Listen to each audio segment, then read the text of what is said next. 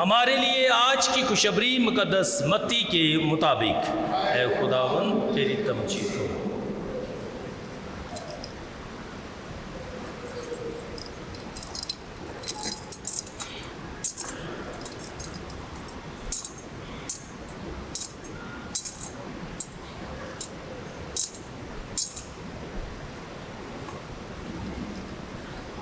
اس کے 15ویں باب میں سے ایک دن یسوع ناصرت سے روانہ ہو کر سور و صدون کے علاقے میں گیا، اور دیکھو ایک کنانی عورت جو اس ملک کی تھی پکارتے ہوئے کہنے لگی کہ اے خداوند داؤد کے بیٹے مجھ پر رحم کر کہ میری بیٹی بری طرح سے بدرو سے ستائی جاتی ہے۔ مگر اس نے اسے کچھ جواب نہ دیا۔ تب اس کے شاگردوں نے پاس آ کر اس کی منت کی اور کہا کہ اسے رخصت کر، کیونکہ وہ ہمارے پیچھے چلاتی ہے۔ اس نے جواب میں کہا کہ میں اسرائیل کے گھرانے کی کھوئی ہوئی بھیڑوں کے سوا اور کسی کے پاس نہیں بھیجا گیا۔ لیکن وہ آئی اور اسے سجدہ کر کے کہا، اے خداوند میری مدد کر۔ اس نے جواب میں کہا کہ بچوں کی روٹی لے کر پلوں کو ڈال دینی مناسب نہیں۔ تو اس نے کہا، سچ ہے اے خداوند، کیونکہ پلے بھی ان ٹکڑوں سے کھاتے ہیں جو ان کے مالکوں کی میز سے گرتے ہیں۔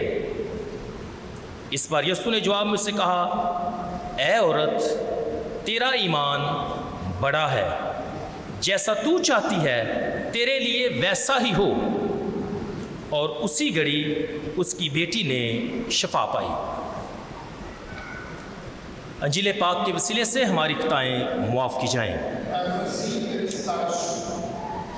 لیکن وہ آئی اور اسے سجدہ کر کے کہا، اے خداوند میری مدد کر۔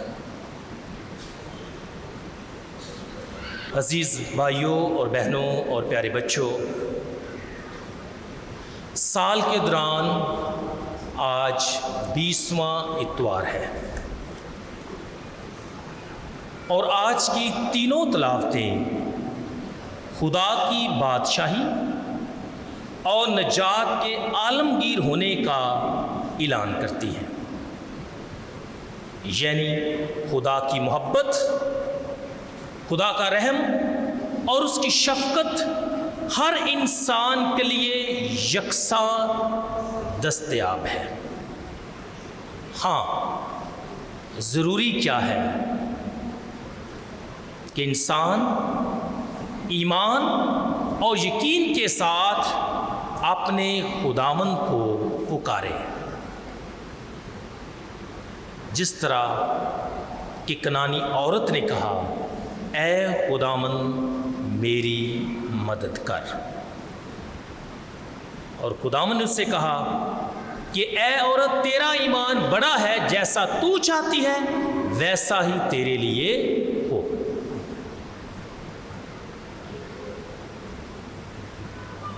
خدا کی بادشاہی، خدا کی نجات، اس کا رحم تمام انسانوں کے لیے ہے۔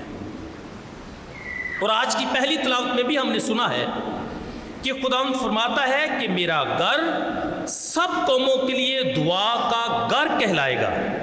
اور اسی طرح دوسری تلاوت میں کہا گیا ہے کہ خدا سب نسل انسانی پر رحم کرتا ہے۔ تو اس کا مطلب یہ ہوا کہ خدا کل دنیا کا خالق و مالک ہے، وہ سب کا خدا ہے اور سب کو یکساں پیار کرتا ہے، اور اس کا گھر سب قوموں کے لیے دعا کا گھر ہے۔ اس کی رحمت سب لوگوں کے لیے یکساں ہے۔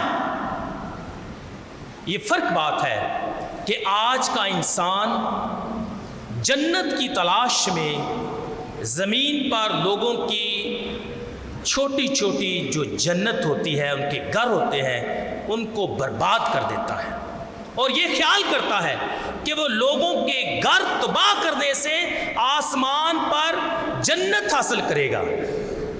ایسی جنت ایسے لوگوں کو ہی نصیب ہو. ہمیں ایسی جنت نہیں چاہیے جو لوگوں کی چھوٹی چھوٹی جنتوں کو یا جنت کو یا گھر کو تباہ کر کے ایسی جنت حاصل کرنے کے خواہش مند ہیں. ان کو ایسی جنت مبارک ہو، ہمیں نہیں چاہیے. افسوس کی بات ہے، بڑے دکھ کی بات ہے، آپ سب جانتے ہیں کہ ملک کے حالات کیسے ہیں، کیسے مسیحیوں پر ظلم و تشدد ہو رہا ہے،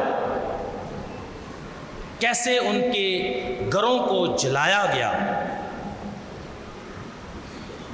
جلایا ہی نہیں گیا بلکہ پہلے لوٹا گیا ہے، پھر جلایا گیا ہے. ویسے بڑے سیانے نکلے نیت کی، کیونکہ پہلے وہ ویسے ہی جلا دیتے تھے. اب اس دفعہ انہوں نے کیا کیا ہے، نئی technique which is good one, I think عقل مندی کا مظاہرہ انہوں نے کیا ہے کہ پہلے لوٹا ہے تاکہ اچھی اچھی چیزیں نکال لیں، اور اس کے بعد جو ٹوٹا پھوٹا فرنیچر تھا اسے باہر نکال کے جلا دیا. ونڈرفل، عقل مند ثابت ہوئے ہیں. پہلے لوٹا اور پھر جلایا. اب جب ہمارے ساتھ ایسا کیا جاتا ہے، what shall we do? What should be our response? ہمارا جواب کیا ہونا چاہیے؟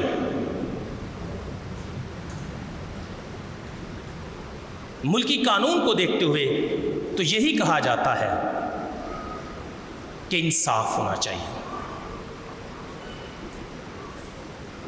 جس نے جو غلطی کی ہے، جس نے جو گناہ کیا ہے، جس نے جو گستاخی کی ہے، اس کو قرار واقعی سزا دینی چاہیے.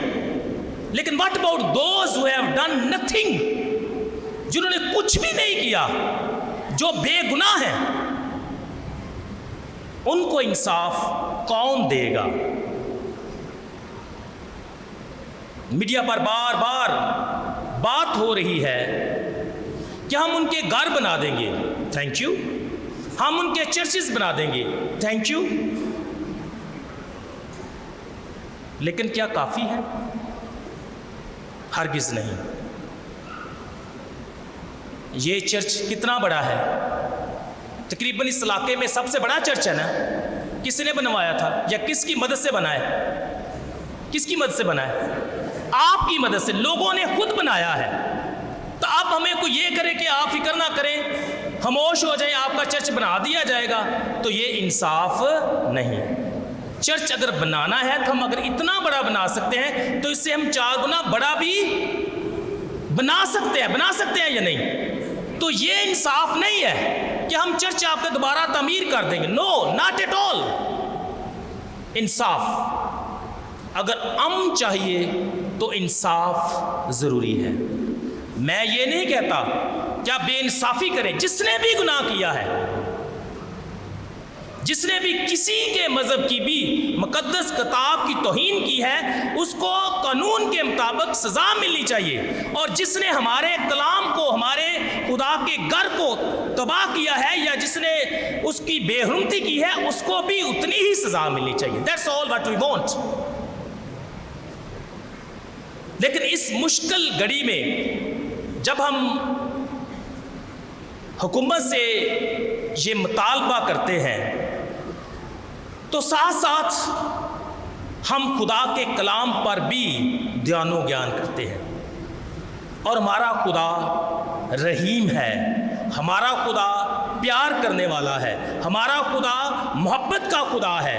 اور ہم سب بلائے گئے ہیں تاکہ خداوند اپنے خدا کو اپنے سارے دل، اپنی ساری جان، اپنی ساری طاقت اور اپنی ساری عقل سے پیار کریں، اور اپنے ہمسائے کو اپنی مانند پیار کریں.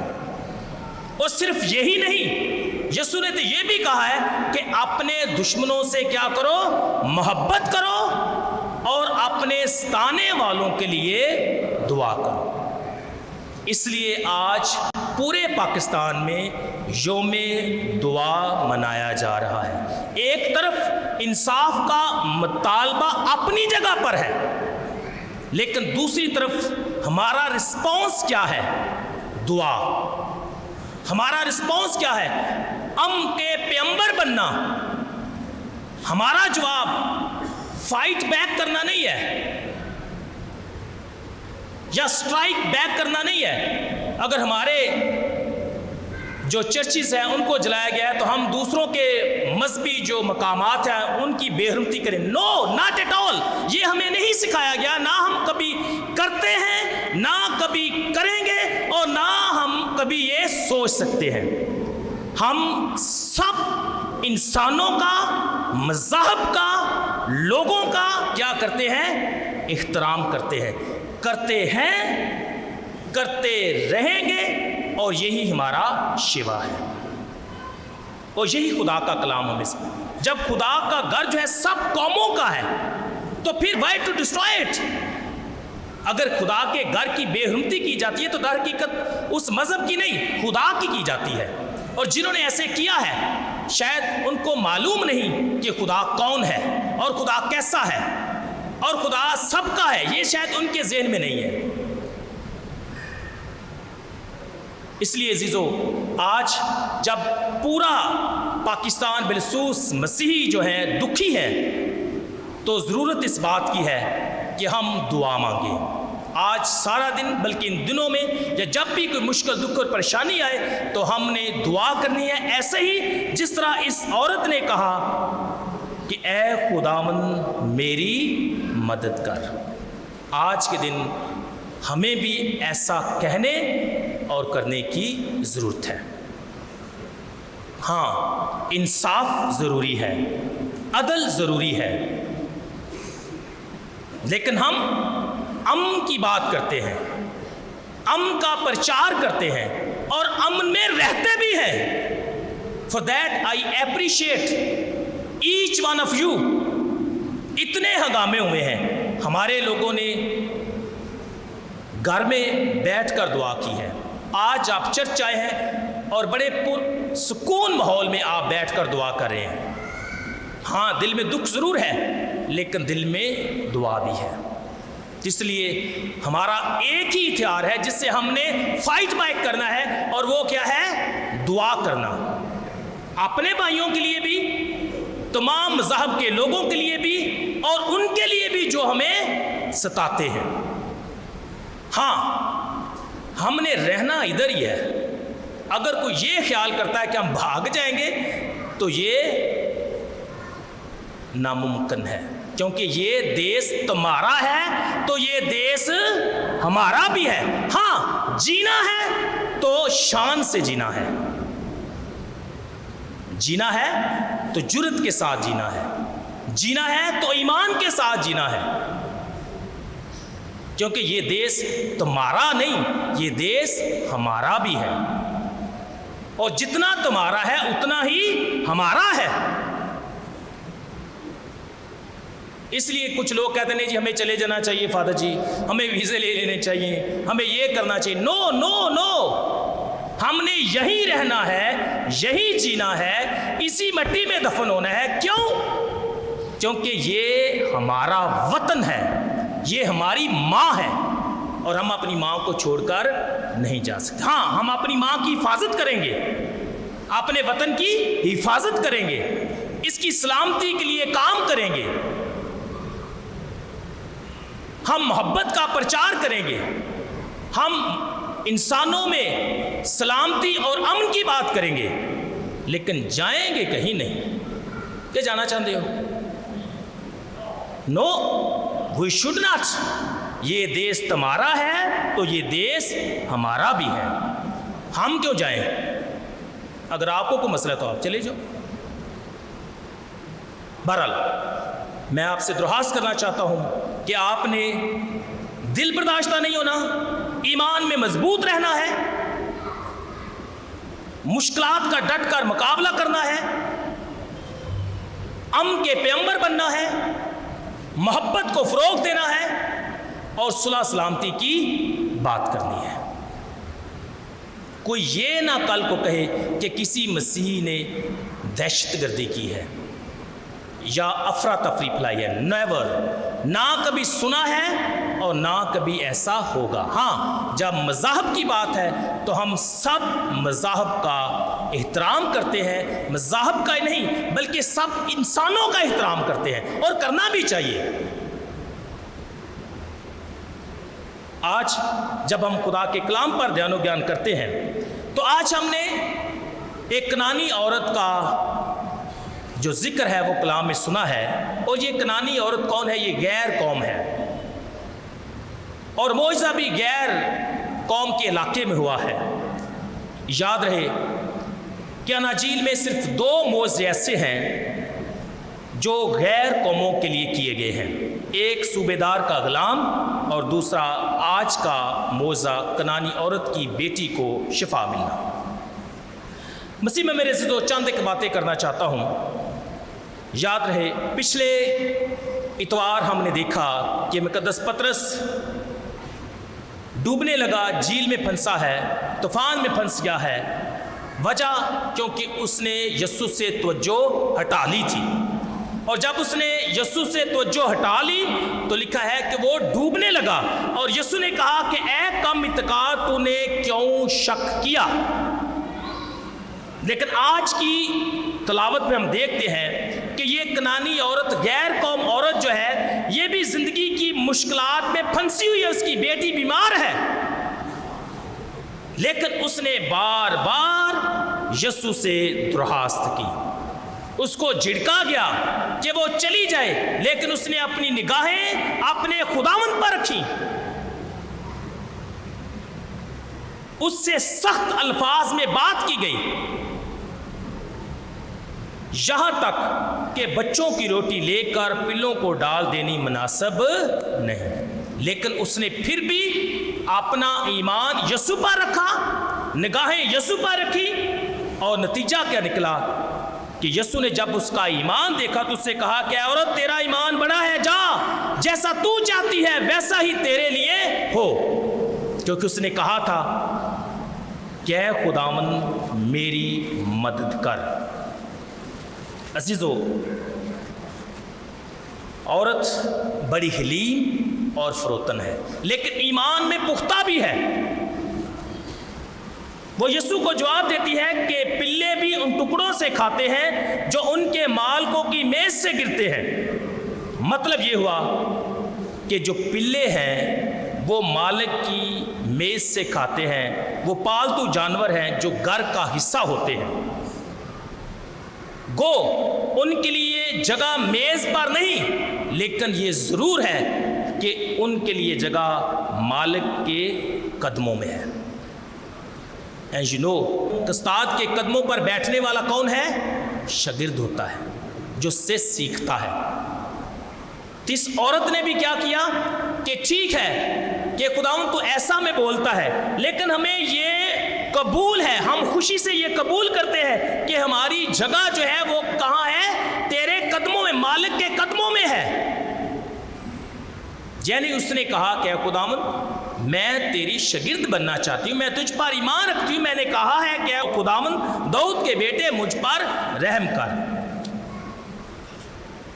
اس عورت نے جو غیر قوم ہے، اس نے وہ جگہ چن لی جو شاگرد کے لیے مخصوص ہے، اور وہ حصہ چن لیا جس کے بارے میں یسوع نے مریم سے کہا کہ مریم نے اچھا حصہ چن لیا ہے جو اس سے کبھی چھینا نہ جائے گا۔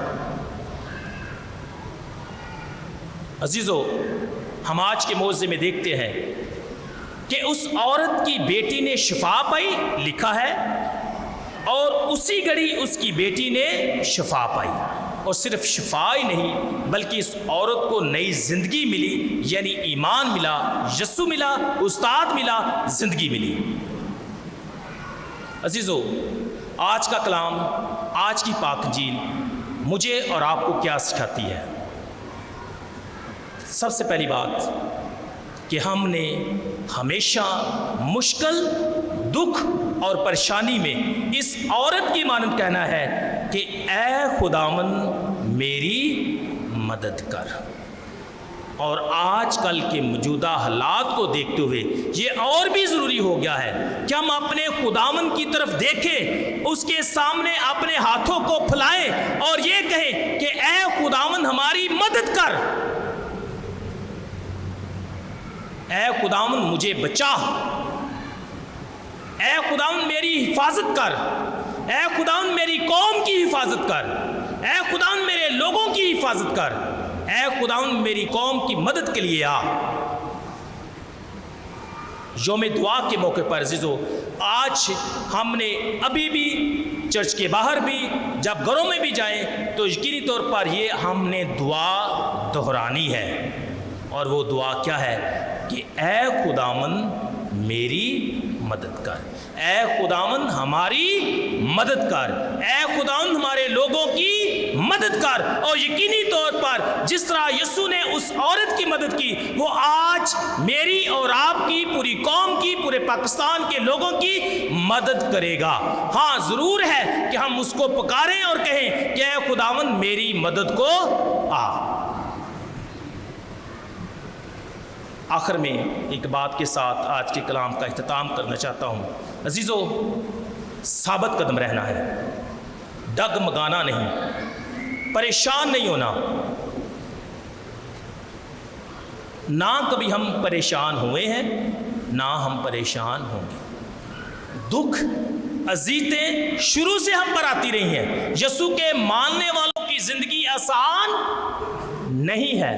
شاگرد کی زندگی میں صلیب کا آنا ضروری ہے، لیکن ہم نے صلیب اٹھانی ہے اور یسوع کے پیچھے چلنا ہے۔ دل برداشتہ نہیں ہونا، حوصلہ نہیں ہارنا،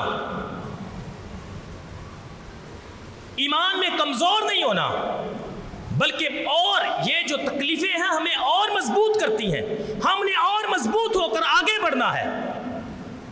اور میں نے بار بار کہا کہ ہم نے اسٹرائک بیک بھی نہیں کرنا، ہم نے دعا کرنی ہے ان لوگوں کے لیے بھی، اپنے لوگوں کے لیے، اپنے ملک کے لیے بھی، اپنے ملک کی سلامتی کے لیے بھی، اور اس کی بقا کے لیے اور اس کی ترقی کے لیے ہم نے حصہ بھی ڈالنا ہے۔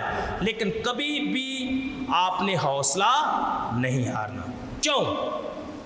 کیونکہ خداوند کا وعدہ ہے کہ میں دنیا کے آخر تک ہر روز تمہارے ساتھ ہوں۔ مسیح خداوند کے وسیلے سے آمین۔